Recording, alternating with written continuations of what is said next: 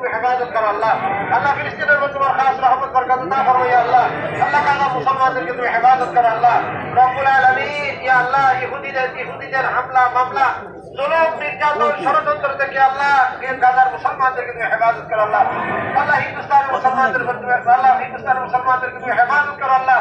রব্বুল আলামিন ইয়া আল্লাহ তাআলা গতকাল কোন একজন ফিরজাদার উপরে একজন ফিরজাদার উপরে হামলা হয়েছে রব্বুল আলামিন ইয়া আল্লাহ তাআলা তাদেরকে তুমি হেদায়েত দান করো আল্লাহ। আল্লাহ তাদেরকে তুমি হেদায়েত দান করো আল্লাহ। রব্বুল আলামিন ইয়া আল্লাহ তাআলা আমাদের বিশ্বের যেখানে মুসলমান নির্যাতিত নিপীড়িত নিষ্পেষিত রব্বুল আলামিন আল্লাহ ষড়যন্ত্রের কারণে চক্রান্তের কারণে আল্লাহ হেফাজত করো আল্লাহ। আল্লাহ আমাদের বাংলাদেশের মধ্যে তোমার খাস রহমত আতা ফরমাও আল্লাহ। আল্লাহ আমরা সবচেয়ে বড় একটা সমস্যার মধ্যে আছি রব্বুল আলামিন ইয়া আল্লাহ তাআলা রোহিঙ্গাদেরকে আল্লাহ তাদের